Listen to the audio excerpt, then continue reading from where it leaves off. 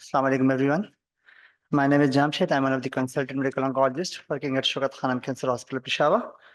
So thank you for joining breast cancer session 2. And I welcome you all again on behalf of Shaukat Khanum Cancer Symposium Committee. In this session, we will discuss breast radiotherapy as well as metastatic breast cancer. And we will have presentation first, and then question and answer session will be conducted at the end of the session. This session will be chaired by Professor Abbas Kokar, and the co-chair will be Dr. Ataullah. So please, can you join her here?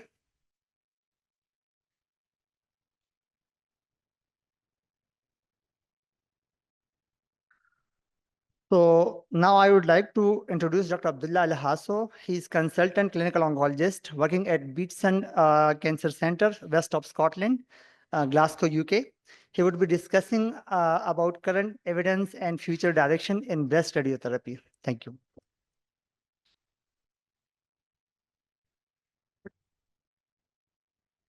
Hello and good afternoon to you all. Assalamu alaikum wa rahmatullahi wa barakatuh. I am Abdullah Al Hasso. I'm a consultant clinical oncologist at the Beatson West of Scotland Cancer Centre in Glasgow. It's an honor and pleasure to join you in your conference, and I would like to thank the organizing committee for their kind invitation. My task today is to give an overview about the current evidence and future directions in breast radiotherapy. As you know, radiation treatment in breast cancer is quite an essential component in the overall management plan. And that there has been certainly over the last 20 years or so, major advances in the diagnostic aspect as well as in the management of breast cancer, including systemic treatment, surgical treatment. And this has clearly improved on our breast cancer outcomes and significantly improved our understanding of the cancer and its biology. And therefore, as a radiation oncologist, we need to adapt, modify, and progress the radiotherapy treatment strategies as well. And that meant radiation treatment in breast cancer is one of the most dynamic research fields and certainly rapidly changing. And certainly in the last 10 years or 15 years, there has been significant change in clinical practice around the world. So if we start the journey of a breast radiotherapy or the story of a breast radiotherapy, starting with the fractionation aspect of it, in the late 70s and early 1980s, there were lots of studies, as you can see from this list here, to try and establish the role of radiation treatment and breast conserving surgery as an alternative strategy to mastectomy. And the message from this slide is that there is a wide range and wide spectrum of fractionation used. And clearly there was no evidence-based practice and no guidance to standardize treatment. And there was therefore a need to start building that evidence. And that practically started by a number of trials around the mid-80s, when the first trial, START pilot, in 1986, started the fractionation studies, and then we have the START A and the important START B trial, comparing the 50 grain 25, which was the most commonly used, versus the other commonly used is the 40 grain 15. There has been then subsequently, since then, the timeline shows that there are a number of important studies that I will touch on in the subsequent slides. But when we look at the initial, the first fractionation trials, we can see that there is really no difference in, or no advantage in sticking to the conventional fractionation, and that modest hypofractionation is entirely safe, appropriate, and applicable to practically all subgroup of patients. And that is the reason why the 40 grain 15 fraction became the standard of care, certainly in the UK. However, the message also from these studies is that this is certainly not the limit of hypofractionation, and there is a lot more that we can do to progress matters further. And that was the the initial the concept developed into another trial called the FAST trial, looking again at the radiobiology in the context of breast cancer. So it recruited around 900 patients, relatively low risk, T1, T2, and randomized them to the control arm. At that time, the standard of care was 1525, but two test arms, 30 and 28.5 gray in 5 fractions. But the important thing I'd like to highlight to you is that the overall treatment time for all the 3 arms is the same, which is 5 weeks, because in the test arm, it was given on a once-a-week basis. The trial over 10 years' time showed that it is safe, it's practical, it is doable to consider that level of hypofractionation. And indeed, the 28.5 has been shown to be very close to the 1525, whereas the 30 gray arm was slightly more hot. And it also gave us the indication that, well, it will be reasonable to progress the fractionation question a little bit further and combining it with some degree of acceleration as well. So that was then translated into real life, into the fast forward trial, which is looking at a 5 fractions schedule, but over 5 consecutive days rather than 5 weeks. And also the other important aspect of this trial is that it used the control arm 40 gray in 15 fractions, which is the new standard of care around 2013, 2014. And it also included a slightly higher risk population than what was in the FAST trial. This study was one of the fastest recruiting trials. It recruited over 4,000 patients in a record time. And in fact, it was clearly of interest, of significant interest to patients as well as to clinicians and researchers. The study was done at the right time. And indeed, the results came in very handy around early 2020, when it was first published, at that time, the beginning of the COVID outbreak. And the main message and the most important message is that the 2 test arms are non-inferior to the control arm. And that in particular, the 26 gray in 5 has shown that it is more equivalent or closer to the control arm than the 27 gray, which was again a little bit more hot. And it was therefore entirely reasonable to consider the 26 gray in 5 fraction as the new standard of care. And that was indeed very important, very handy and practical to all oncology centers around the world within the context of the COVID outbreak. But we have indeed continued even afterwards when things settled as far as COVID is concerned, and this is still our standard of care for all 2 fields patients. So then we are addressing the fractionation issue in the context of DCIS. There is a study that has addressed this issue using 1525 as control arm versus the 16 fraction arm. And this report is still awaited, but the study took the opportunity to look at the role of boost in the context of DCIS as well. And this has been reported, showing that there is an improvement in local control of about additional 5 percentage points, but no improvement in terms of overall survival, which is not unexpected. But the overall benefit is still considered limited, and additional boosts need to be weighed against the patient's general health comorbidities and the fact that there is no impact on overall survival. So that is the issue of the fractionation, hopefully summarized these slides. So I'm going to move on to how can we de-escalate radiotherapy? And the first question comes to our mind is, can we omit radiation treatment altogether in selected group of patients? There were 2 main trials, the CALGB and the PRIME2. I'm going to talk about the PRIME2 specifically because they're very similar. And this is a UK and in fact Scotland-based trial. Patients over 65, under 3 centimeters, and overall low risk group, ER positive, HER2 negative, node negative, and randomized to radiotherapy versus no radiation. So it was a very simple, practical, straightforward design. And the 10-year data recently published shows that at 10-year point, there is 10% risk of local recurrence without radiotherapy, as compared to 1% with radiation treatment. So that is quite an important data that we need to take into consideration when we are discussing radiation treatment with these patients.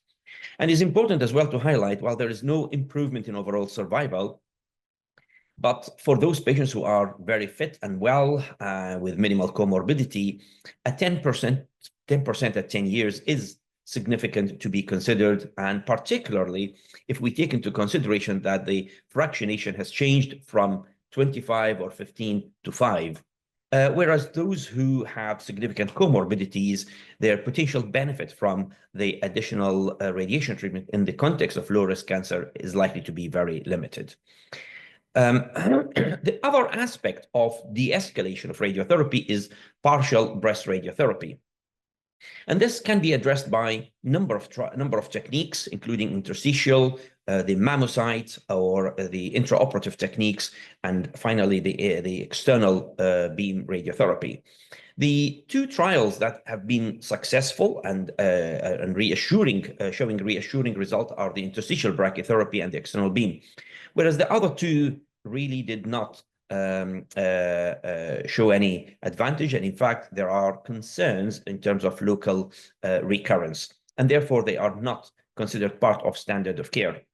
And also, from a practical point of view, the interstitial brachytherapy is far more challenging, requiring additional expertise, additional resources, and certainly challenging in terms of radioactivity and in terms of QA and so on. However, external beam radiotherapy, on the other hand, is far more practical, as no additional expertise are required. Same equipments and same machines can be used, but a slight adjustment of the technical aspect of it. So therefore, it does make sense, and certainly this is the direction in the UK, to consider using external beam radiotherapy as the preferred technique for partial breast irradiation. But if we look at these in more details in terms of trials, what you see there, the summary, is that the intraoperative trials, the first two, have looked at a single fraction in comparison to obviously multiple fractions, okay? And it does require far more complex techniques from a logistic point of view. Is highly demanding. The B39 trial, the issue with it is that it included much higher risk patients, including node-positive patients, and also the other issue is it has included number of techniques. So it allowed practically any technique you can use depending on the local center preference. And the other point to highlight, it used an accelerated fractionation. So there are a number of issues: higher risk population, different techniques, and acceleration, in addition to the fact that it is the volume question. The SHARE study and the RAPID trial are both looking at partial breast, but also within the context of accelerated hypofractionation. So therefore, these are all factors that confound the overall outcome. Whereas the two trials, the Astro brachytherapy, for example, it's one technique and addressing the question of partial breast irradiation. And I think it's even clearer when it comes to the import low trial, because it is one technique and one fractionation. The only question that is addressed in the import low trial is the volume question. And therefore, I'm going to focus more on this trial. As you can see here, there are two arms: the test 1, which is the dose gradient arm, and the pure partial breast arm in test 2. And the result from this study at the 5-year point showed that the test arms are non-inferior to the control arm, which is obviously very reassuring. And therefore, this could be considered the standard of care. The other message from this trial is that the dose gradient arm, which is test 1 didn't really have any advantage over the pure partial breast arm, and therefore this is not an option, not a practical option, and it's reasonable to move directly for low-risk patients from whole breast irradiation into the pure partial breast irradiation. And this is currently the standard of care, and indeed it is very much complementary to the fast-forward trial showing that the 26 grade 5 fractions combined with partial breast irradiation certainly go hand in hand in de-escalating radiotherapy fractions as well as volume. On the other hand, we have another studies looking at escalating treatment. And one of the important one that I'd like to discuss with you is the Import High study, which is looking at the role of simultaneous integrated boost. Now, the standard of care in the control arm on the left-hand side is the sequential boost, with the background dose to the whole breast of 40 gray in 15 with a 16 in 8 sequential boost, compared to a biologically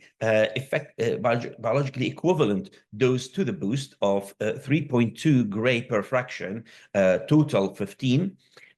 So this is an integrated boost. And then on the test 2, there is an element of dose escalation at the index quadrant.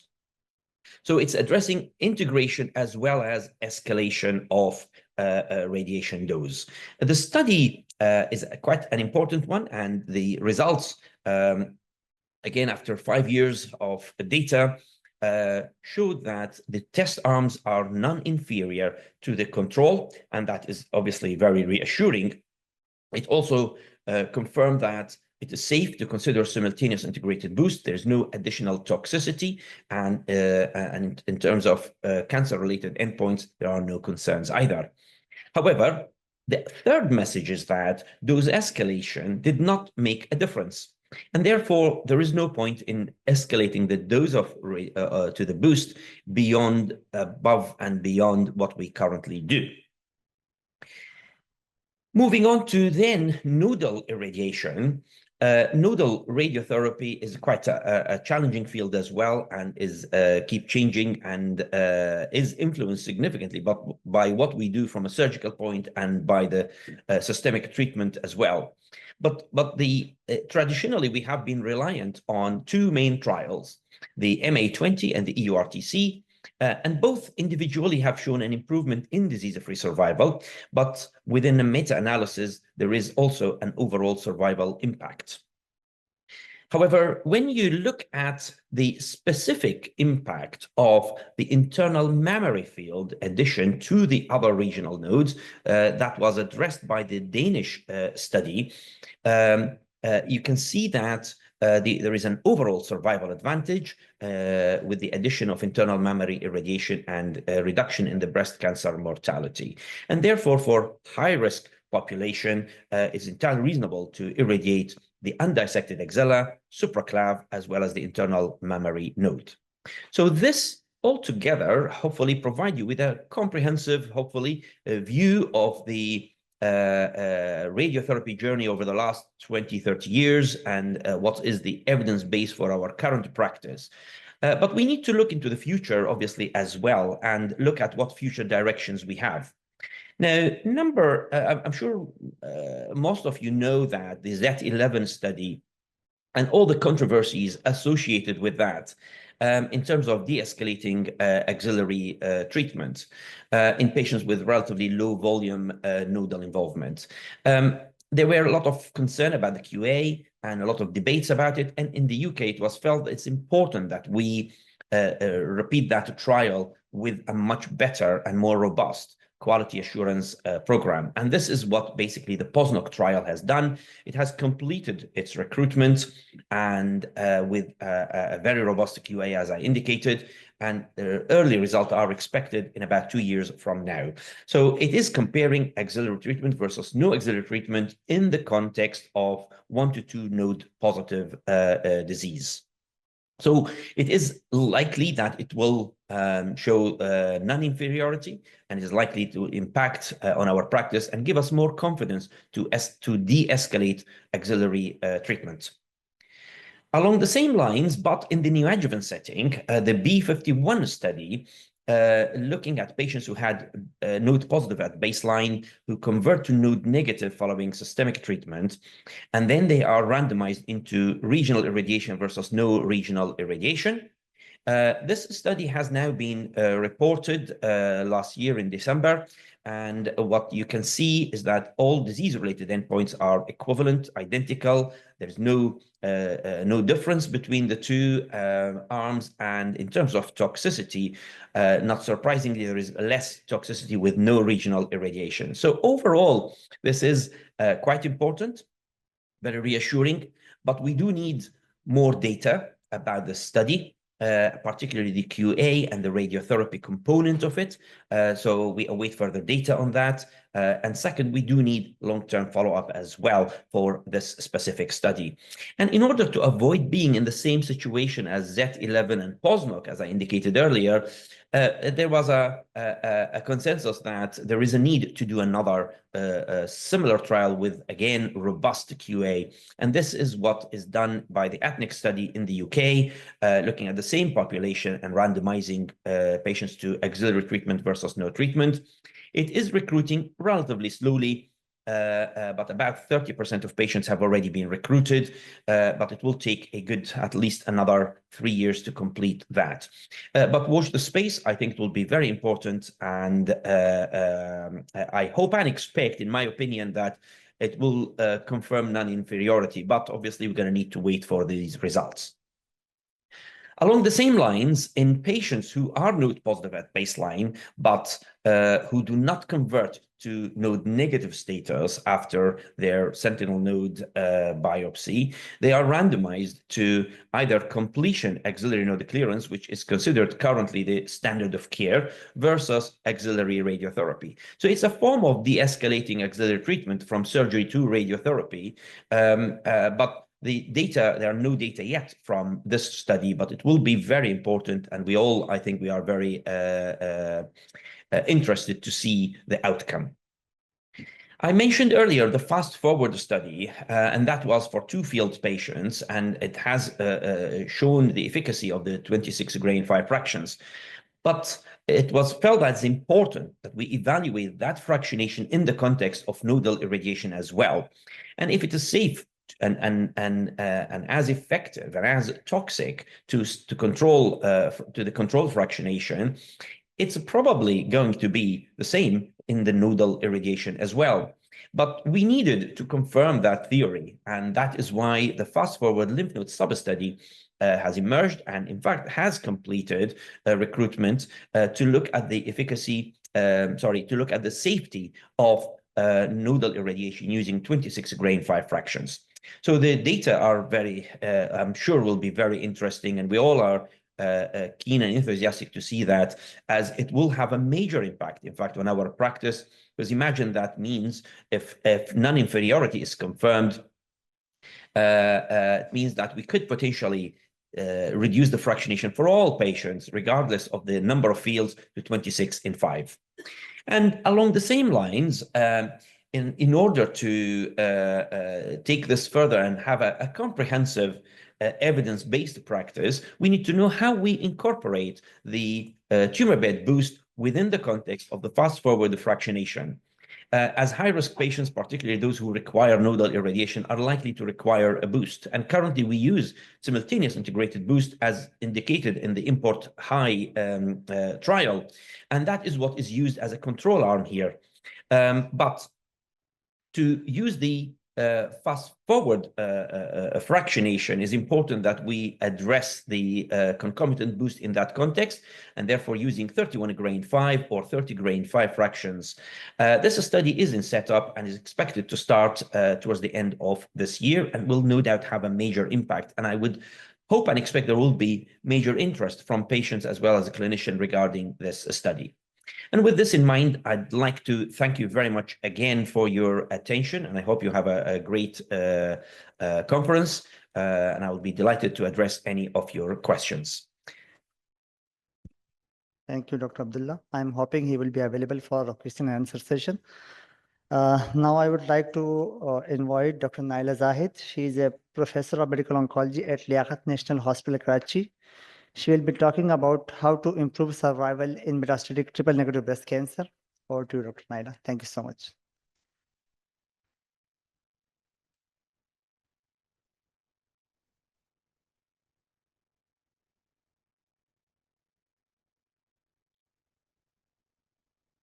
Assalamu alaikum. Good afternoon.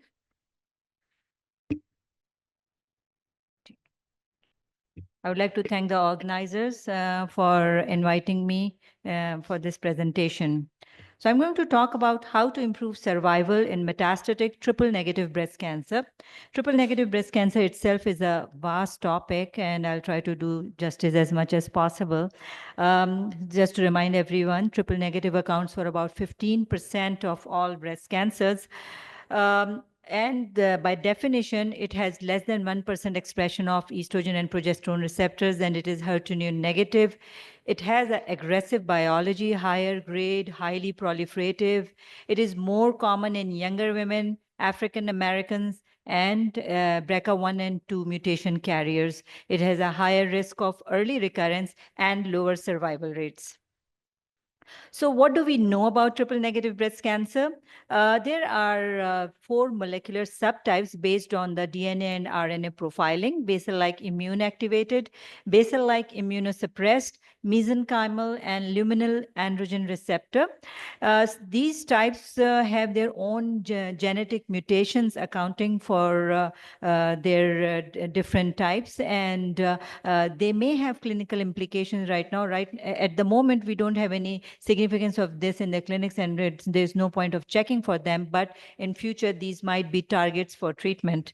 And also, I would like to remind everyone that 75% of the triple-negative breast cancers have basal gene expression, and 50% of the BRCA carriers are triple negative. So that's why people with triple negative breast cancers should have BRCA gene testing. So one thing which is characteristic, which makes it different from other types of breast cancers, is that triple negative breast cancers are immunogenic. They have a high tumor. I don't know. How do I go? इसमें pointer कैसे चलेगा? Well, pointer नहीं? Oh, I do it here. So it has a high tumor burden, which means that when there is a high tumor mutation burden, it attracts more immune cells, and therefore is associated with greater immune reaction to the tumor. And then T cell infiltration. The T cells are associated with generating the immune response, and triple negative breast cancers are typically rich in T cell infiltration and PD-L1 expression. The PD-L1 receptor on the tumor cells binds to PD-L1 receptors and down-regulates the immune response. We know that triple-negative breast cancer is associated with shorter survival rate than the rest of the breast cancers. It has a higher probability of distant recurrence compared to non-triple-negative tumors, and especially when it recurs, it's more recurrence in the lungs and liver and less in the bones as compared to the hormone receptor positive. Most of the recurrences occur early within the 3 years compared to non-triple negatives, and if someone is disease-free for 5 to 6 years, most likely they are cured of their disease, in contrast to hormone receptor positive, in which we see late recurrences.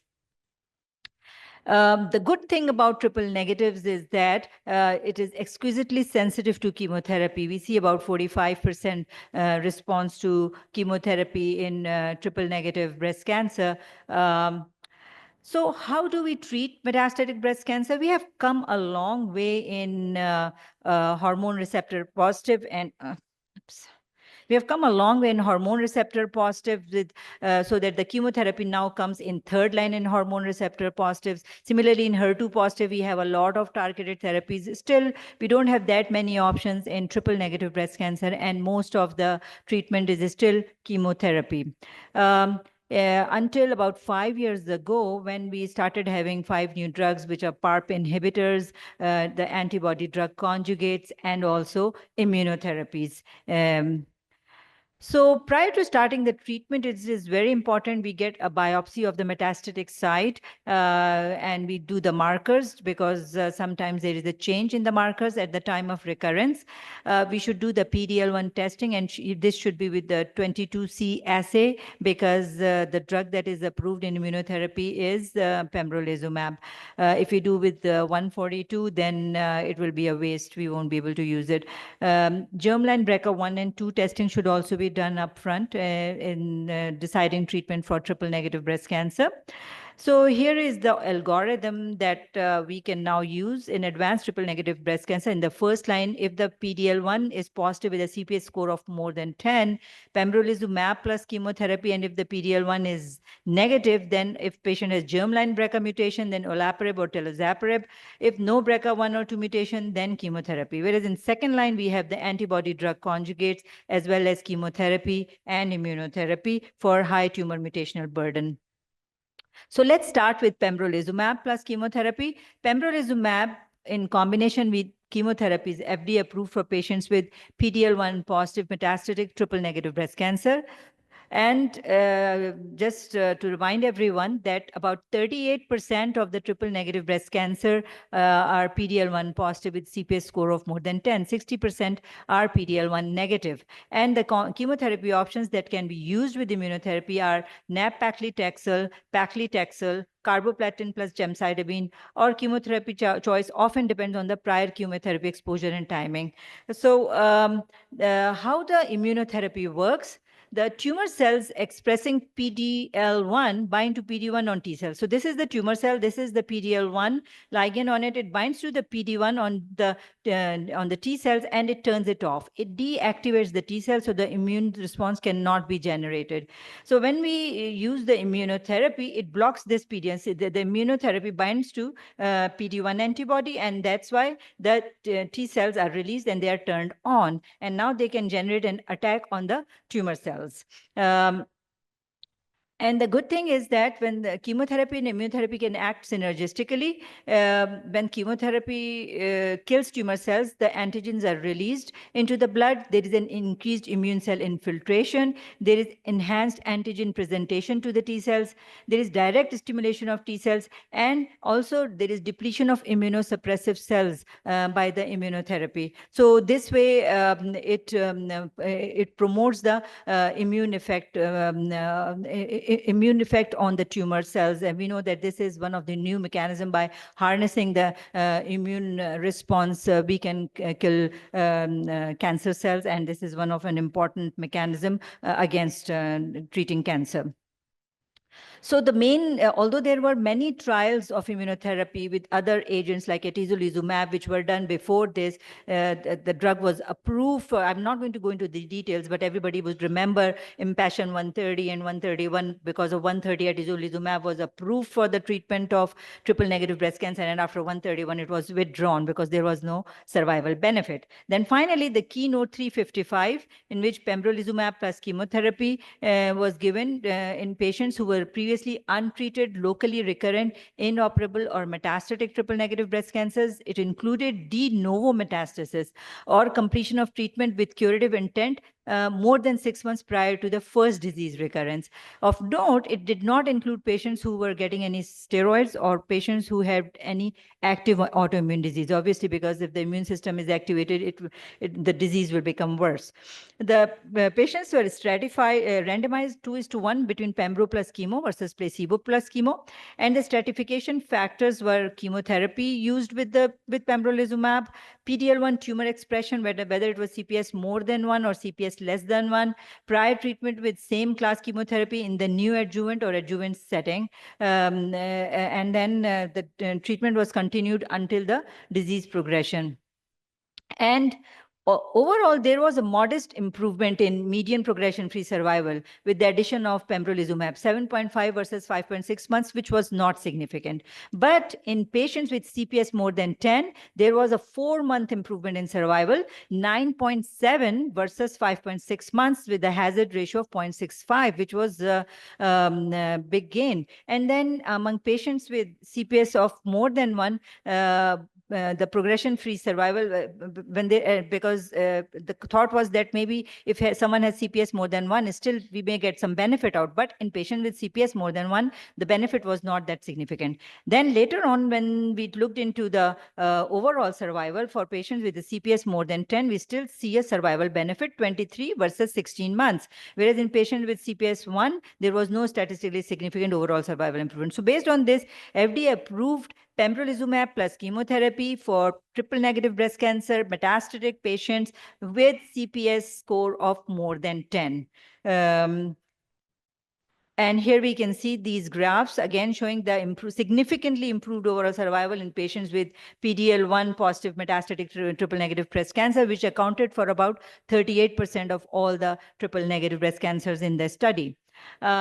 And the other good thing about immunotherapy is that when we add it to the chemotherapy, it has a different side effect profile. It does not cause that much myelosuppression. All the effects are related to activation of the immune system. There may be thyroid-related issues. There may be skin rashes, shortness of breath or coughing, diarrhea, abdominal pain. So it's a different spectrum of side effects as compared to chemotherapy, and therefore it's manageable. So having talked about the PD-L1 positives, now PD-L1 negative. In PD-L1 negative, again, we should get the BRCA1 testing upfront. And if the patient has BRCA positive disease, which is in 20% of patients with triple-negative breast cancer, 2 oral PARP inhibitors are approved for metastatic disease, olaparib and telozapirib. What are PARP inhibitors? So in a normal cell, what we see here, that there are 2 mechanisms for repair. One is the base excision repair through PARP, and the other one is homologous recombination through BRCA1 and 2. So if these 2 are functioning properly, the cells grow healthy. And if these don't work properly, there is DNA damage, and this causes cell death.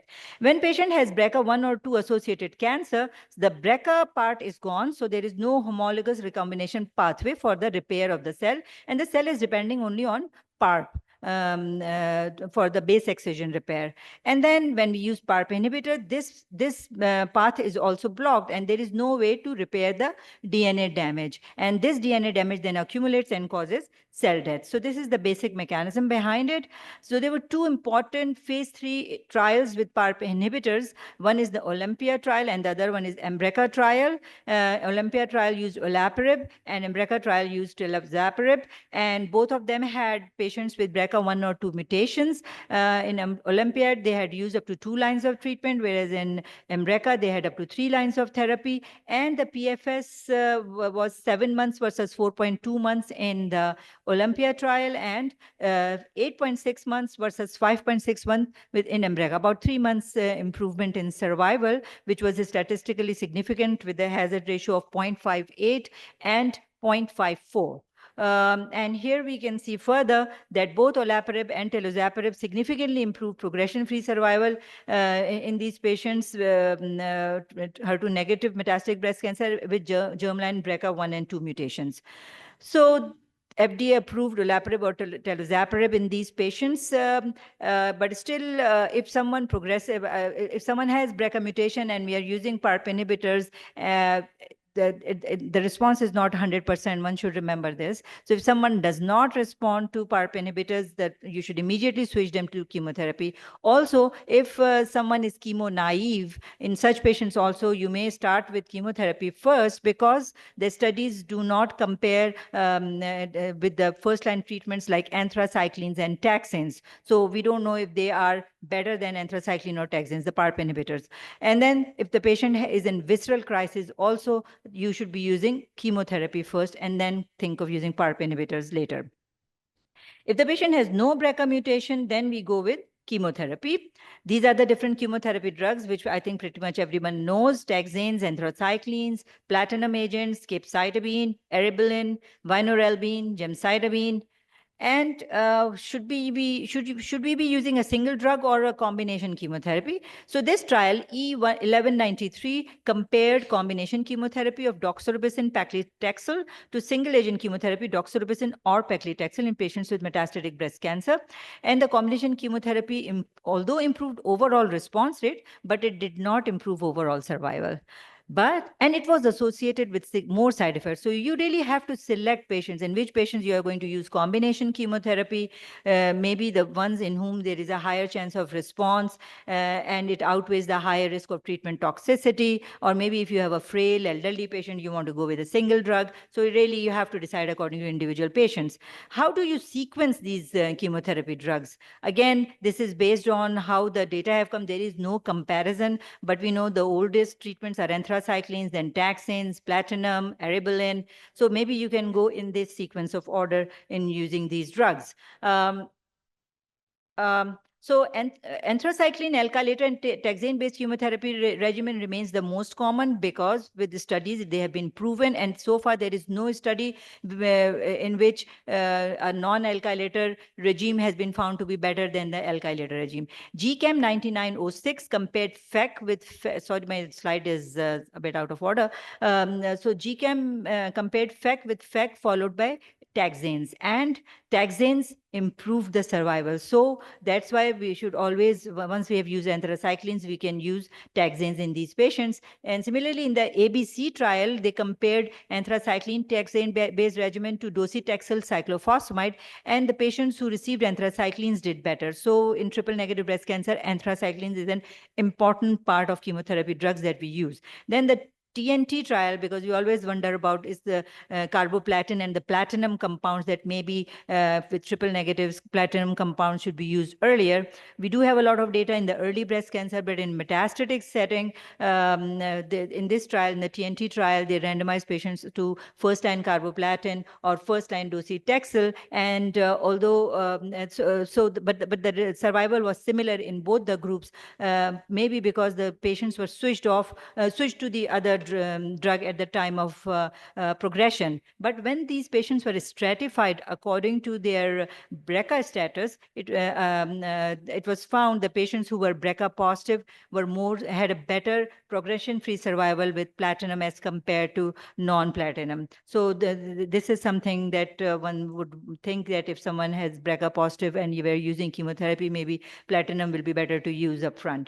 So now coming to the second-line treatments, mainly the antibody drug conjugates. So what are exactly antibody drug conjugates? Here basically we can see that this is the antibody, and which is bound to a cytotoxic drug through a linker. So the antibody binds to a receptor on the tumor cell, and then it is taken in and it releases the cytotoxic drug inside the cell, therefore increasing the effectiveness of the chemotherapy and at the same time minimizing the toxicity to the normal tissue. The first of this was sacituzumab govitecan, which is an antibody drug conjugate that targets TROP2. It is expressed in majority of triple-negative breast cancer, and there is selective delivery of chemotherapy SN38, which is a active metabolite of irinotecan. And FDA approved it for all patients with metastatic triple-negative breast cancer who have received at least 2 prior chemotherapies. So this is the trial, ASCENT trial, in which there were 529 patients who had previously received at least two different chemotherapies for advanced disease, and they were randomized to either SG or the treatment of patients' physician's choice. The stratification was the number of prior chemotherapies, geographic region, presence or absence of brain metastasis. And here we can see that the patients who received SG had better overall survival compared to single agent chemotherapy. So, and this was a significant difference. If you look here, 12.1 versus 6.7 months. So double the overall survival with SG. Another antibody drug conjugate is trastuzumab deruxtecan, which is also called Enhertu. It is a drug conjugate that targets HER2 for the selective delivery of chemotherapy drug deruxtecan. The interesting thing is that up till now, anti-HER2 therapy was considered only in patients with HER2-positive disease. So, but now we know that this drug is active in HER2-low breast cancer also. And what is HER2-low breast cancer? We know that there is an entity HER2-positive, there is an entity HER2-negative, but then there is one entity which is IHC1 plus or 2 plus with negative FISH. This is HER2-low, and it comprises about 50% of the breast cancers, which is quite a big number. HER2-low expression is dynamic. Some at the time of primary breast cancer, a tumor may be HER2-negative, and then it becomes HER2-low at the time of relapse. Whereas a tumor which is HER2-low at primary breast cancer may become HER2-negative at the time of relapse. So that's why we have to repeat a biopsy in metastatic setting to make sure. So if someone has relapsed and we go back and look at the report and we say, oh no, the tumor was HER2-negative, so this is so we can't offer them Enhertu. No, that's not correct. We should do a repeat biopsy before deciding about this. So this is the trial, Destiny Breast 4 trial, which is a remarkable trial in which patients were randomized 2:1. Patients were HER2-low, IHC1 plus or IHC2 plus, ISH negative, treated with 1 to 2 prior lines of therapy. Hormone receptor positive disease hormone receptor positives were also included, but greater number of patients were triple negative.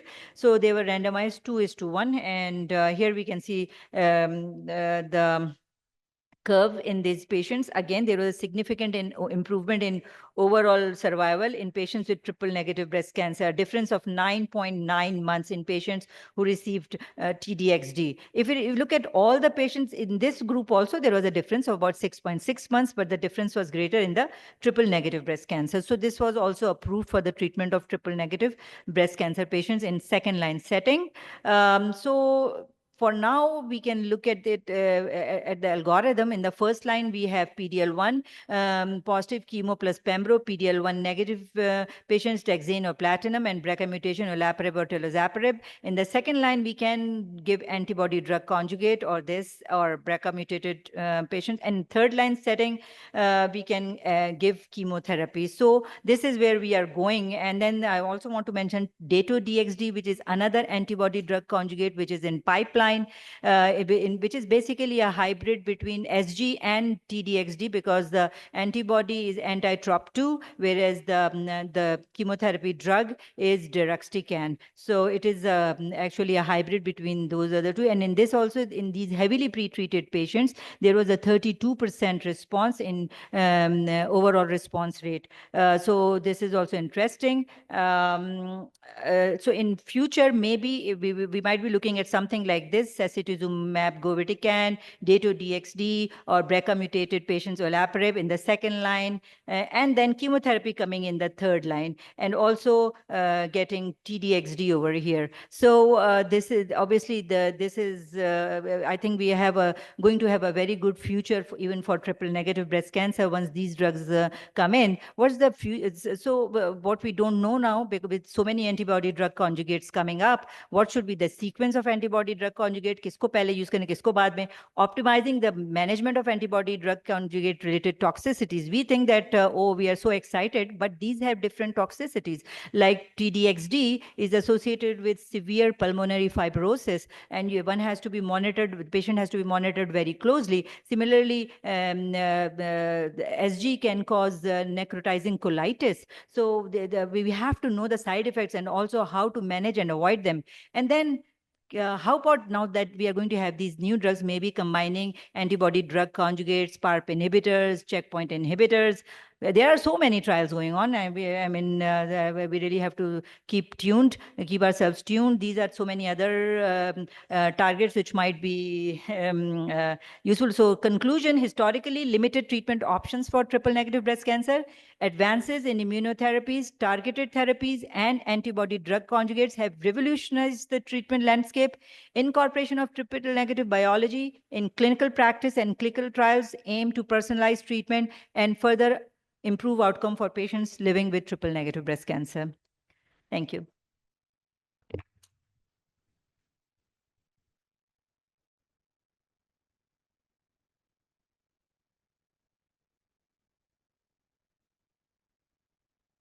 Thank you so much, Dr. Naila.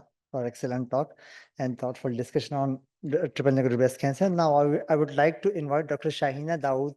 She is consultant medical oncologist working at Mohammed bin Rashid Medical University of Medicine and Health Sciences, Dubai. She would be talking about management of HER2 positive metastatic breast cancer, current evidence, and future perspective. Over to you, Dr. Shaheen.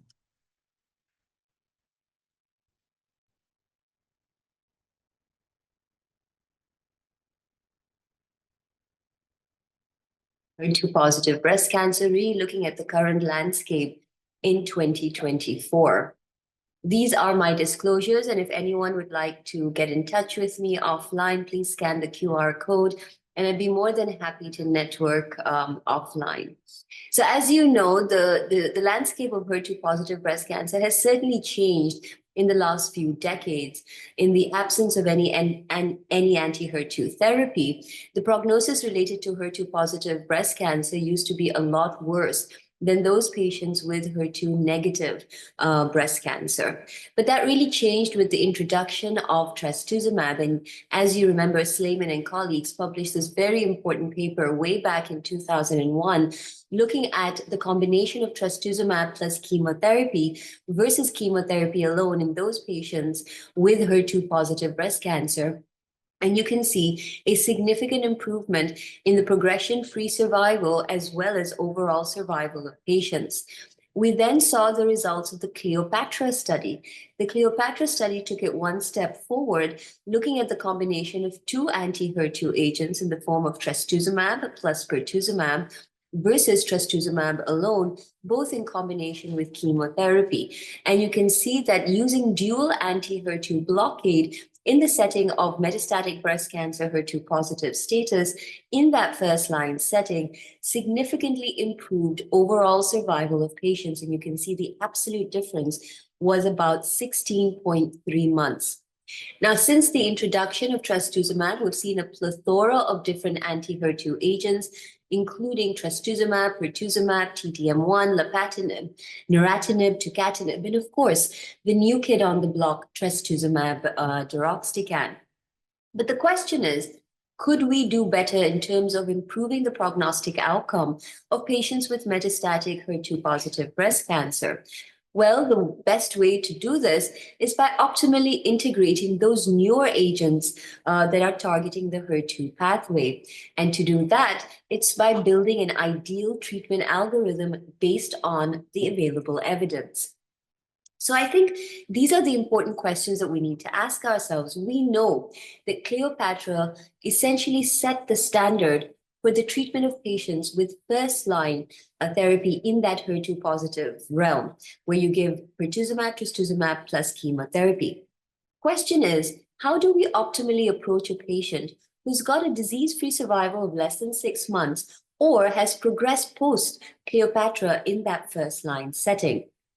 Well, in 2012, we did see the results of the Amelia study. The Amelia study took patients in that second-line setting, again, HER2 positive status, and they were randomized to get either T-DM1 or lapatinib plus capecitabine.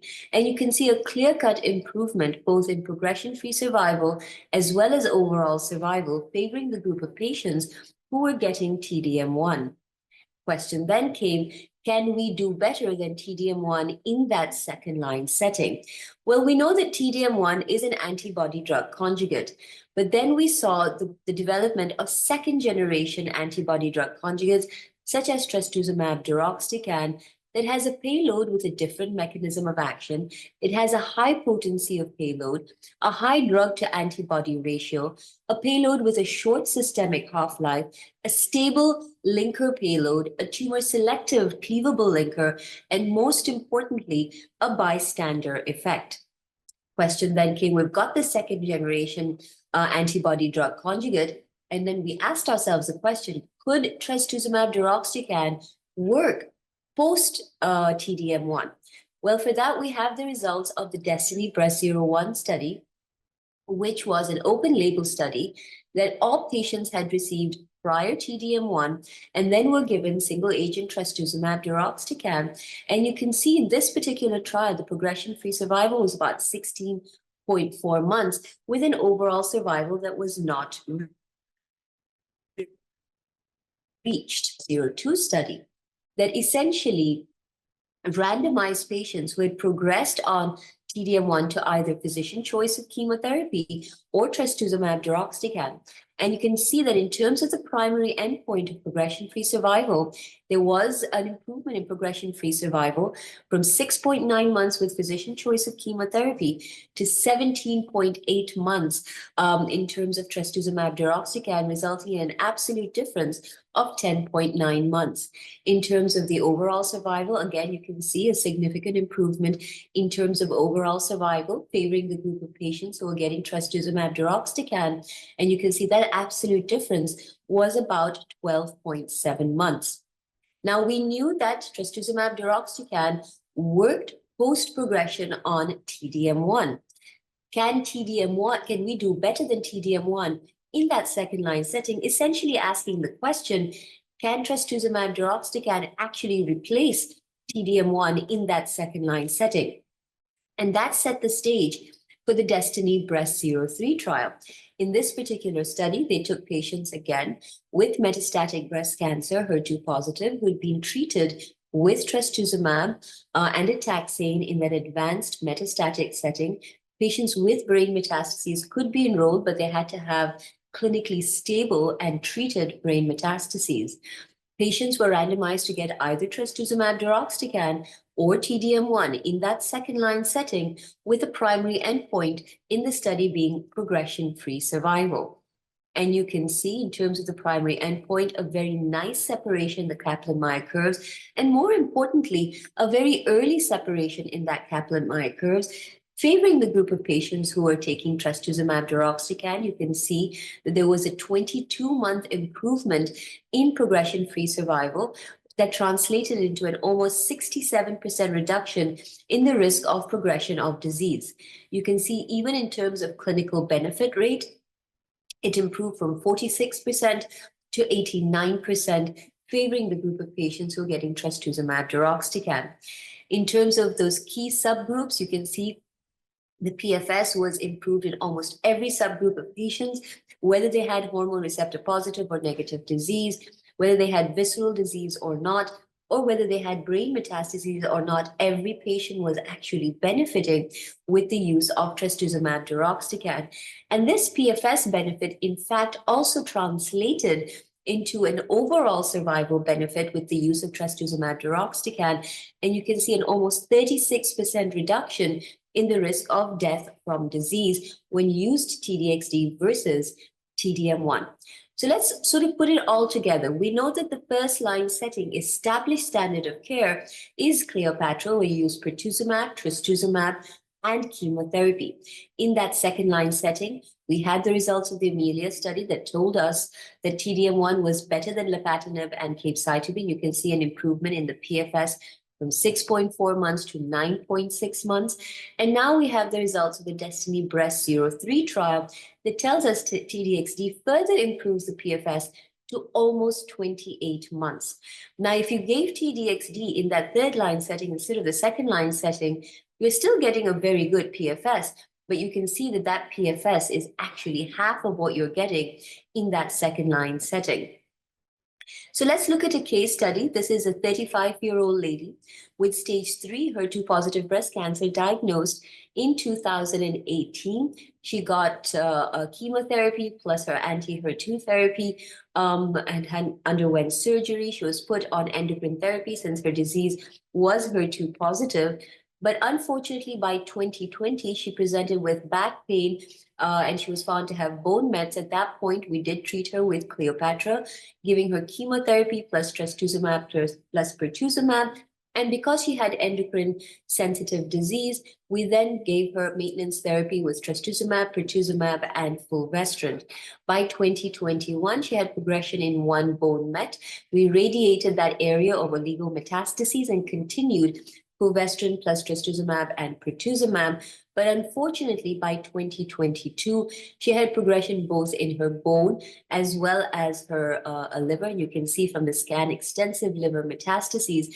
And the question that we asked ourselves at that point Were we going to give her chemotherapy plus trastuzumab, pertuzumab? Were we going to change the endocrine therapy backbone? Were we going to do an Amelia-style protocol where we gave TDM1? Or are we going to shift to trastuzumab deruxtecan? We commenced her on trastuzumab deruxtecan in March of 2022, and you can see that by June of 2022, her MRI abdomen actually showed a complete response, and by July 2024, she'd received her 40th cycle of TDXD, and I can tell you, I saw her last week, and she continues to do very, very well. So we know that DESTINY-Breast03 supports the use of TDXD being the superior HER2 antibody drug conjugate and the preferred second-line therapy for patients with HER2-positive metastatic breast cancer today. The question that we don't know, that we don't have the answer of, is will TDM1 work post-progression on trastuzumab deruxtecan? There has been some retrospective data that has come out that was presented in multiple poster sessions at ASCO this year.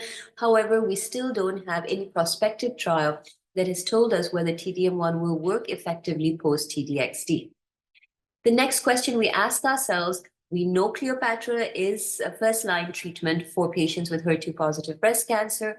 We know that TDXD is now established second-line treatment for patients with metastatic HER2-positive breast cancer. What is the optimal strategy to manage these side effects associated with TDXD? Because it's a very unique drug with very unique side effects. So I think these are some of the questions that we probably ask ourselves as physicians. Do we need to continue to monitor the cardiac function in these patients that we do typically with trastuzumab and pertuzumab? And the simple answer is yes.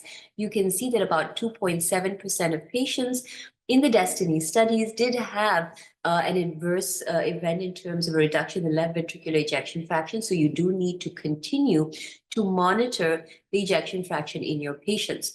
Then what are the unique side effects of trastuzumab deruxtecan that is specific to this antibody drug conjugate? Well, when you look at the DESTINY studies, you can see that although neutropenia does occur, you can see febrile neutropenia is actually quite a rare event associated with TDXD. Now, nausea and vomiting is something that is significant with TDXD, and I think one should have good anti-nausea protocols when you're treating your patients with TDXD. Fatigue can be very, very significant, and it's important to recognize and counsel your patients about the fact that this does happen in patients taking TDXD. Alopecia is also quite common, although most patients don't go completely bald, but they do have significant hair thinning. Again, important to counsel your patients about it. And then, of course, interstitial lung disease does tend to happen at a higher incidence associated with TDXD compared to other medications. So how can we as community oncologists optimally detect and manage interstitial pneumonitis? Well, we first need to recognize that some patients are going to be at a higher risk of developing pneumonitis, including those patients who are smokers, who are at advanced age, who have a history, an underlying history of interstitial lung disease. Male patients have a higher risk, and of course, ethnicity does matter. Now, there has been a number of guidelines that have looked at the management of patients who are getting interstitial lung disease when they're treated with TDXD. I think these are the best guidelines that have been actually published. And I wanted to put to you two case studies that was actually published with these guidelines to sort of tell you when and where interstitial lung disease can actually happen. So this is a patient with stage 4 refractory HER2 mutant lung adenocarcinoma who was treated with TDXD, and you can see his CT scan at baseline, and 2 weeks post giving TDXD, he's developed significant interstitial lung disease, and he required steroids for treatment. This is another patient also with lung cancer that was treated with TDXD, and you can see that he managed to develop interstitial, or the beginning of interstitial pneumonitis about 10 months post starting TDXD, really essentially telling us that the median onset in patients who are getting interstitial pneumonitis is about 149 days, but it can actually be rapid interstitial pneumonitis. It can be delayed, and it is important to pick it up as early as possible and to manage it appropriately. How do you manage it? If you're suspecting someone to get interstitial pneumonitis, the first thing is do not panic. These patients can be treated if picked up early. Second, you need to monitor your patient appropriately, and you need to stop the drug immediately. You then need to confirm that your patient actually does have interstitial pneumonitis, and you usually work with your pulmonologist to get those investigations done, which could include a high-resolution CT scan and, of course, a proper pulmonologist consultation. Then this is the algorithm that you usually use to treat your patients with interstitial pneumonitis. I'm not going to go over it in detail, but suffice to say that first interruption of the drug and steroids are the two key important ingredients of treating your patient who has interstitial pneumonitis. So first line treatment, Cleopatra. Second line treatment, Destiny Breast 03 with TDXD. If your patient progresses, what is the optimal third line treatment in patients with HER2-positive metastatic breast cancer? And I think for that, we have the results of the HER2-CLIMB trial, which took patients HER2-positive metastatic breast cancer who had been treated with trastuzumab, pertuzumab, as well as T-DM1. And patients with brain metastases, both treated and untreated, were included in this trial. Patients were randomized to get either tucatinib plus trastuzumab and capecitabine, or trastuzumab plus capecitabine. And you can see the primary endpoint of this trial was progression-free survival. And very clearly, you can see on this slide over here that using the triplet combination of tucatinib, trastuzumab, and capecitabine significantly improves both progression-free survival as well as overall survival in that third line setting.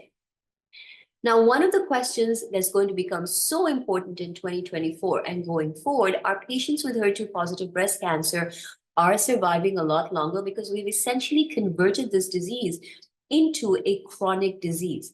And these patients are going to now develop CNS metastases. How are we going to deal with CNS metastases? We know in these patients with HER2-positive breast cancer, approximately 50% of these patients will eventually develop CNS metastases. And what I've done here is I've essentially collated a lot of the information that's come from the trials that have looked at anti-HER2 therapy. And if you focus on HER2-CLIMB and Destiny Breast 03, you can see that the CNS overall response rate into HER2-CLIMB was about 47%, and with TDXD in Destiny Breast 03, it was 63.4%, telling us these two agents have activity in the brain.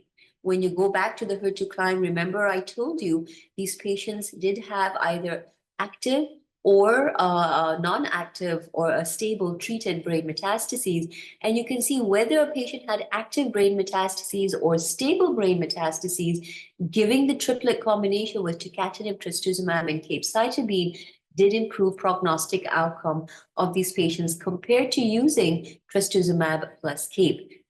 Now, what about trastuzumab deruxtecan? Does it work? I just showed you some very impressive CNS overall response rate. Well, Sarah Hurwitz actually presented this data in ESMO 2023, looking at a pooled analysis of patients who had brain mets enrolled in Destiny Breast 01, Destiny Breast 02, as well as Destiny Breast 03. And you can see that TDXD actually demonstrated a trend towards prolonged CNS progression-free survival compared to its comparator, with noticeably greater advantage for patients who had untreated or active brain metastases. You can see those Kaplan-Meier curves are literally separating very, very early and are very, very widely separated. I absolutely love this study, and I think it's one of the most underrated studies, but actually helps the community oncologists see what they can do in the clinic. This is the Deborah trial. The Deborah trial took patients with HER2-positive breast cancer in different cohorts, that means different clinical setting. The first cohort actually took patients with HER2-positive breast cancer with stable brain metastases, having been treated with surgery or some form of local therapy, and then received trastuzumab deruxtecan. And you can see the 16-week progression-free survival rate was 87.5%. In the second cohort, they took patients with untreated HER2-positive brain metastases, but that were asymptomatic. So they had no symptoms, but were not treated, and were then treated with trastuzumab deruxtecan overall response rate in the intracranium was 50%. The third cohort were those patients who had brain metastases that progressed post local therapy and then were treated with trastuzumab deruxtecan. Again, the overall response rate in the intracranium was 44.4%. So you can see different clinical scenarios. TDXD worked in those different clinical scenarios in the brain. So just putting it all together, you can see that different studies looked at different approaches to use TDXD for patients with brain metastases, but across the board, and you can see the blue bars represent patients with active brain metastases, and the green bars represent patients with stable brain metastases, and across the board, TDXD was working in both cohorts of patients. So this year at ESMO, we saw, I thought, the most important trial that was presented at ESMO, which was the Destiny Breast 012 study that took patients. This was a phase 3b/4 study, a multi-center, single-arm, two-cohort, open-label study that took two cohorts of patients. The first were patients with brain metastases that included both patients who had stable brain metastases but were previously untreated, or patients with active brain metastases, but again, either untreated or progressing on some form of therapy that they had been given before. The second cohort of patients were those patients without brain metastases. Both cohorts were treated with TDXD. We will focus on those patients who were enrolled who had brain metastases. You can see the primary endpoint was progression-free survival. When you looked at the progression-free survival as in the overall population of patients with brain metastases, you can see a very nice PFS of 17.3 months. Look at that 12-month progression-free survival in those patients with active brain metastases. It was almost 60%.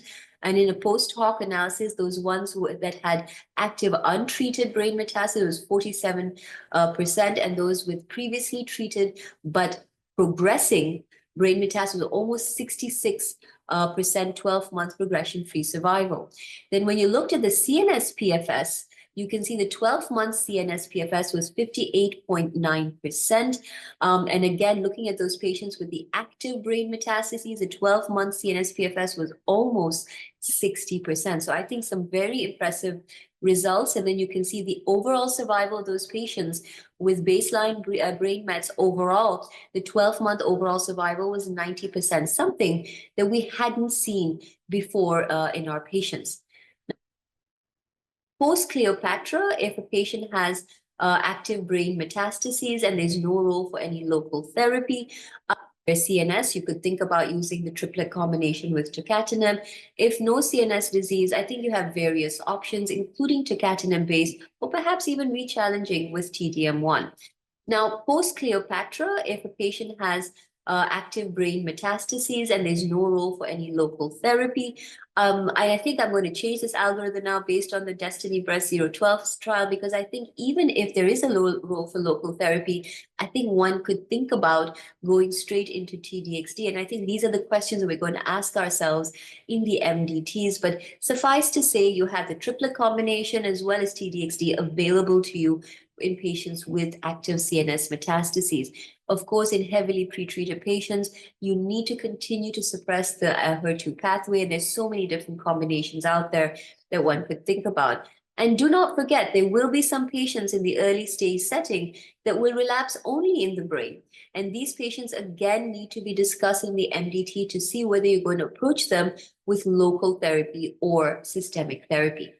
So thank you very much, and I'm happy to answer any questions. And again, you can scan my QR code if you want to get in touch with me offline. Take care. Thank you, Dr. Shahina, for a nice presentation. Now I would like to introduce Professor Mohammad Janzeb, who is Professor of Medical Oncology at Florida Atlantic University, USA. I think he is the most popular oncologist who is multi-talented, but today he will be in Pakistan. Today he will be talking about metastatic hormone-positive breast cancer. Over to you, Dr. Janzeb. Hello, everyone. Greetings from Florida. I wish I could be there in person, but be that as it may, I'm thankful to the organizers for including me. This is the topic that's given to me, and in 20 minutes or less, I have to go over a lot of material, so let's get to it. The basic guiding principle is that you're not going to cure metastatic hormone receptor positive breast cancer, but it is important to tell the patients that median survival now exceeds 5 years so that we can give them some kind of hope. And in fact, those on the longer end of the spectrum can live many more years than that. And we should try to do as little as possible for as long as possible while maintaining quality of life in these patients and not rush to chemotherapy. Many lines of hormonal therapy work. There's very little reason to not exhaust all lines of hormonal therapy or now targeted therapy before we resort to chemotherapy. So when you look at the spectrum of the disease, it goes on the left-hand side from very indolent, slow biology of disease, somebody who finished their adjuvant treatment, let's say 5-10 years ago, and they have minimal tumor burden, bone-only disease, et cetera. Those patients do the best. And then with increasing tumor burden and decreasing interval from primary therapy to relapse and increasing tempo of disease or weaker and weaker hormone receptor positivity, we go shift towards the right side of this spectrum, where in the red box on the extreme right, you see patients who have fast progressing, life-threatening aggressive disease. So we have to, in our mind, categorize patients into these boxes and decide how aggressive do we need to be with this particular patient. NCCN guidelines now appear complicated, busy, but it's really very simple. In the left-hand column of the large box, you see that there's 3 CDK4/6 inhibitors that can be used either with an AI or with a fulvestrant, although category 1, which is high level of evidence and complete consensus of the panel, is only earned by ribociclib and abemaciclib. Second and subsequent line, you use CDK4/6 if you didn't use it in first line, and targeted therapies are options. And then the right-hand column gets to single agents most of the time, and there are some targeted options there, but whichever hormonal agent was not used in the first line or second line can be used in subsequent line of therapy. And in the bottom part of the middle column, you also see useful in certain circumstances, which is drugs and options that NCCN does not like for use in the United States, but they leave them in the guideline such that if there are other countries with limited options, that people remember that these are also options that have been used in the past and can work in a patient. The Right Choice trial looked at how soon should we rush to chemotherapy. And this was a multinational randomized phase 2 trial comparing chemotherapy doublets. In other words, these were patients who were younger, perimenopausal, premenopausal with visceral disease, where you are worried about the patient and you're not even comfortable using single-line chemotherapy, single-agent chemotherapy. You want to combine them into doublets. And those patients had an experimental arm of ribociclib with endocrine therapy. So these chemo doublets for docetaxel, capecitabine, paclitaxel, gemcitabine, capecitabine, vinorelbine, and PFS was the primary endpoint, secondarily time to treatment failure, and these other endpoints listed here. And you can see that surprisingly, ribo with an AI performed better, and there was a 8 to 9 month improvement in PFS. And the bottom curve shows time to treatment failure, which takes into account discontinuation of treatment due to toxicity or patient refusal or for any reason. And you can see even there was more than a doubling of time to treatment failure in favor of ribociclib and AI. This would have been counterintuitive, but now it gives us that option of not using chemotherapy. Now, when you look at what worked faster, chemo did work a little bit faster. 3.2 months was time to response versus 4.9 for the ribociclib arm. Survival is not mature, as you see here, and response rates were slightly higher, actually, for numerically at least, for ribociclib. And on the right-hand side, you see that adverse events were worse with combination chemo. Those more modifications were required more in the chemotherapy arm. In fact, Nobody had a third dose reduction in ribo arm, but 20% of patients had third dose reduction or greater in the combination chemo arm. So if progression doesn't get delayed by chemo and toxicity is more on both of those accounts, chemotherapy loses. So this should give us pause to pick the chemotherapy option. NCCN guidelines, however, still for visceral crisis or endocrine refractory disease recommend systemic chemo unless patient has BRCA mutation or these other targets, which are shown better on this slide. We had only 3 biomarkers for breast cancer, and now we have added 9 more to them, for which there are FDA-approved drugs for all of them, from PIK3CA, AKT, PTEN, ESR1 mutation, germline BRCA1 to NTERC, MSI high, tumor mutational burden, and RET fusion. So now we have to be mindful of all these.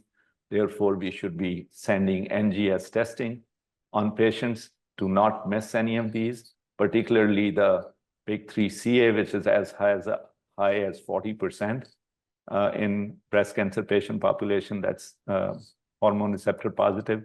But the 4 at the bottom are very infrequent, less than 1% or 0.3% of patients. So we can afford to miss those, but it's nice to know all of them to make decisions. SONIA trial asked the question whether everybody should be on CDK4/6 in frontline, or can we reserve it for second line and not lose in terms of overall survival?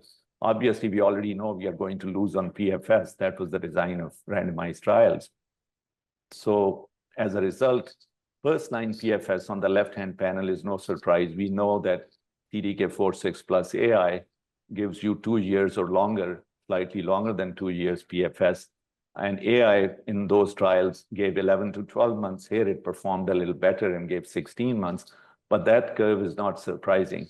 What's surprising is that PFS2 was very similar, no matter which approach you took. 27 months for second-line CDK4/6 versus 31. So this gives us an additional option if financial toxicity is a huge issue, and which I know is in most countries where patients are paying out of pocket. In the United States, everybody has insurance, and insurance covers CDK4/6 inhibitors. So we would rather delay progression as much as possible, because taking the second approach means that you don't really care about progressing in 11, 12, or 16 months rather than 24, 27 months. So that's something to keep in mind and have a discussion with the patient.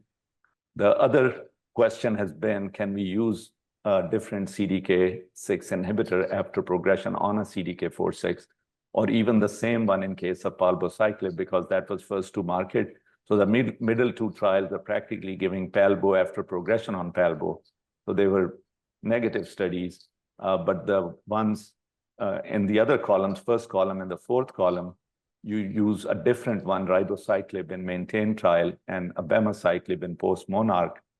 And this was at ASCO 2024. We learned that post-monarch actually had 12.9 versus 5.6 month PFS with a hazard ratio of 0.55, and that was statistically significant. Capitello trial looked at capivasertib with fulvestrant versus placebo. Fulvestrant in patients who had failed prior hormonal therapies up to 2 lines, even could have 1 line of chemo. Prior CDK4/6 were desirable for at least 51% of the patients, actually ended up being 70% of the patients. And PFS by investigator was the primary endpoint, along with AKT pathway altered tumors. So those were dual primary endpoints. Key secondary endpoints for overall survival and objective response rate. And here's the overall patient population on the left and the altered population on the right. While both curves are separated and median PFS seems similar, going from over 3 months to over 7 months, all of this was driven mainly by the altered population. So that's the label of the drug, is only for those with alteration in PIK3CA, AKT, and PTEN. When you put alpelisib side by side with this trial, which was the first drug to be approved for PIK3CA mutations, you see that curve separations look similar, but the populations are very different. Only 6% of alpelisib exposed patients had prior CDK4/6, whereas 70% of patients had failure of prior CDK4/6 in the capivasertib study. And that's why the numbers for PFS look lower, 3.1 versus 7.3 months, as opposed to 5.7 versus 11 months.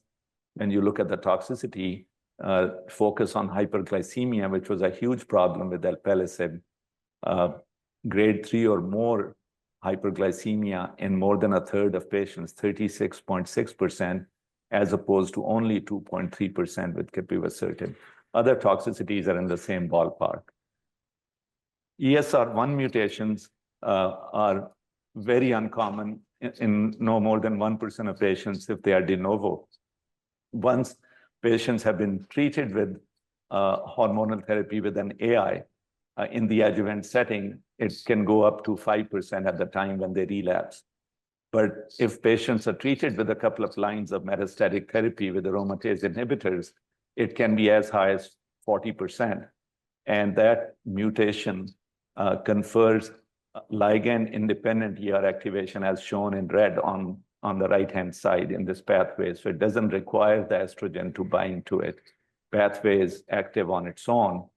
And now we have a drug, elacestrant, which can work in these patients. And this randomized trial was carried out just to show that these were patients who could or could not have the mutation for enrollment, but mutation was tested in this patient population. They got elacestrant 400 milligram daily orally. It's an oral agent, or investigator's choice of fulvestrant, anastrozole, letrozole, exemestane, whichever one they had not received before, and co-primary endpoints for PFS in all patients and PFS in mutated patients. And all patients shown on the left, those curves are not as separated as patients with tumor harboring the mutations on the right-hand side. So even though both p-values are significant, hazard ratio is better on the right, and largely the benefit was driven by patients with the mutation. So only those patients are approved to receive this drug. An interesting follow-up analysis was presented at San Antonio meeting in 2022. And patients who had been exposed at least 6 months to a CDK4/6 inhibitors before they progressed, that would be much worse population than those who stayed on it for a year or year and a half, 12 months, 18 months, as shown on the right. And you see how the curves are much more separated in those patient populations. So this way you can predict who is at a greater likelihood of benefit or not. It's a very common dictum in oncology. Those who do poorly will do worse than those who have done well previously will continue to do better. Antibody drug conjugates have reshaped the treatment of patients with metastatic breast cancer, especially for HER2 low and ultra low. But before we go on, it's very important to understand that HER2 low does not mean that they are slightly HER2 positive. They are clearly HER2 negative patients. HER2 blockade has no role in their treatment at any time point. However, their tumor cells have enough surface expression of HER2 to bind a HER2-directed antibody drug conjugate, which basically is chemotherapy delivered to the cells. And when you look at the pie chart of HER2 status in those patients who, by previous criteria, are HER2 negative, only 5.4% are HER2 null. Others are either HER2 low, which is more than 2/3, or ultra low, which is more than 1/4 of the patients. So all of these patients now are candidates for DDXD, as I'll show you. First trial was DESTINY-Breast04, which looked at the standard dose of TDXD versus treatment of physician's choice, capecitabine, eribulin, gemcitabine, paclitaxel, or nab-paclitaxel. All they needed to have was HER2 low, unresectable advanced breast cancer treated with 1 to 2 prior lines of therapy. And hormone receptor positive patients had to be endocrine refractory. And on the right-hand side, you see the structure of the drug. It has 3 parts. It has trastuzumab antibody as a target-seeking device attached with a stable linker to the payload, which is deruxtecan, very similar to irinotecan. It's a topoisomerase 1 inhibitor payload. And his chemotherapy was 5 months longer and highly statistically significant. And median PFS by blinded independent review in the intent to treat population, similar gap. And at the bottom, ultra low population, same gap of 5 months. Now, when you look at anti-tumor activity in terms of response rate, CR, PR, and clinical benefit rate, you can see that responses were really seen in a large percentage, with clinical benefit being seen in 3/4 of the patients with T-DXd and a little over half the patients with chemotherapy. Now, these are treatment emergent adverse events.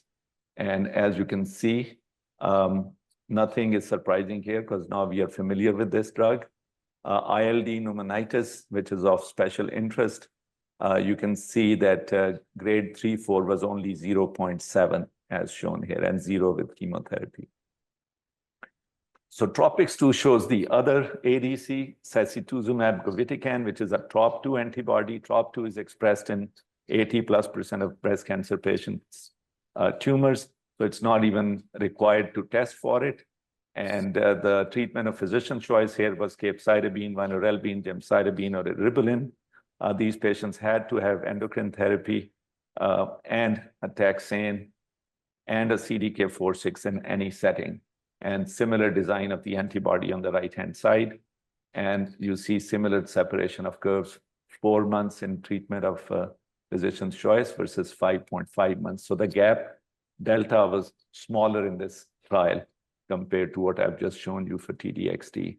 And overall survival shown here, which is, again, not really a 5-year follow-up, but you can see that this p-value was significant for a 3-month survival advantage. Can we give ADC after an ADC? Well, that is not very clear because of retrospective nature of these studies. But the answer is, first, PFS is always longer than the second PFS, no matter which ADC is given after the other ADC. Finally, at this year's ESMO, in an educational session, there was a European algorithm. I've shown you NCCN guidelines in the beginning.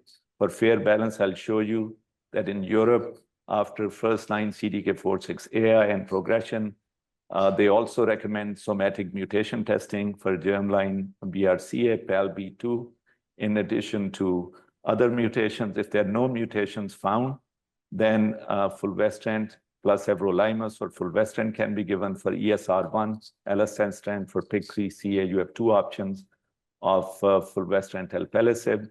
But if there are other mutations like AKT1 or PTEN, for that, only capivasertib is approved. For germline, BRCA, PALB2, PARP inhibitor.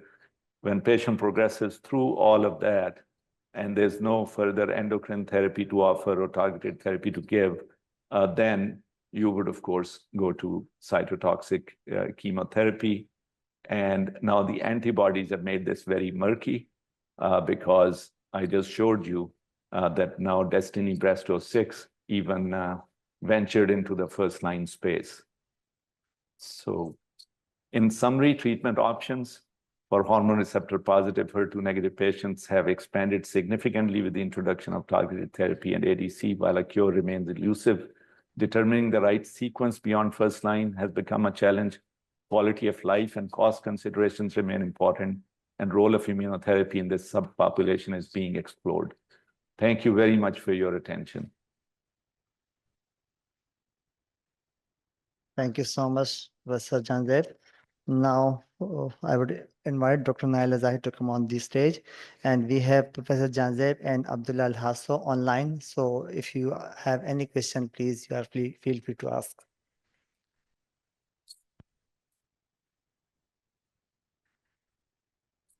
Yeah. Dr. Jandev, are you online? Oh, so I Yes, have, I'm here. thank you. So I have a question for you. How we saw the result of Patricia on C and Monarch Her trial.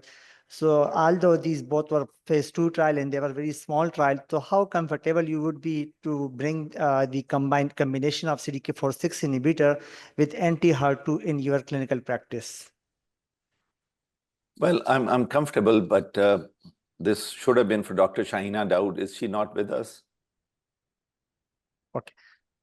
So, and one more question. So, as you mentioned regarding the chemotherapy in the hormone treatment combination with CDK4/6 inhibitor in the patient who are in visceral crisis. So, what percentage of hormone positivity would you consider safe for the in the right choice trial? As you know, the majority of the patient, more than I think majority of the patient were having 50% above ER positivity. So what do you consider that those patients could be considered for combination of hormone and CDK4/6 inhibitor? Okay, that's a great question. ASCO-CAP guidelines changed in 2007, where prior to that, you needed to be 10% positive to be considered ER/PR positive, but they changed it to 1%. That was because hormonal therapies are so well tolerated that everybody should be given the benefit of the doubt. But practically, when we studied and followed data, patients who are less than 10% positive behave just like triple negative patients. So in the recent clinical trials, the cutoff that has been used is 10%. So anybody below 10%, I would not consider ER positive or PR positive. And then there are these patients who are ER negative and slightly PR positive. Those patients also should be considered triple negative. The main thing is when you think that somebody is so rapidly progressive and such large tumor burden, especially a young patient, somebody who arrives on an oxygen tank and on a stretcher, those patients, maybe you should use chemotherapy, but in most other situations, I would try to do CDK4/6 plus hormonal blockade, whether it's with AI or fulvestrant. Thank you. So one more question, Dr. Abdullah. So AMRA's trial. So I think this is the most common trial which we practice in the UK. So you know that only around 5% of the patient were having 3 positive sentinel lymph node biopsy positivity. So how comfortable you would be in the patient who have 3 positive breast cancer to consider them for the axillary radiation? Yeah, okay, thank you very much. I think obviously things have moved on quite a lot since the Amaros trial.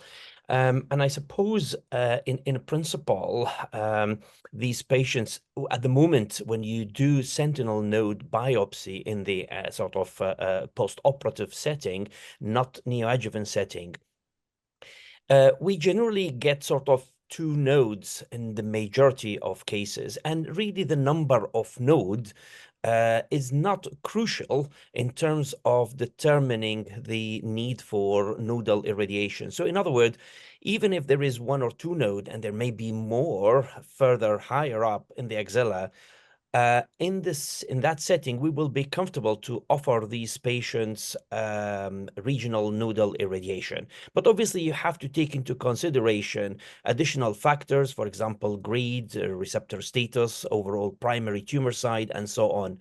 So in principle, it's actually the nodal number of nodes doesn't really matter very much anymore, whether this is in fact applying for systemic treatment or indeed for regional nodal irradiation. Thank you so much. So due to the time issue, we will just wind up the session. Thank you so much, everyone, for joining us. Thank you. Thank you so much, Bob. Thanks for having me.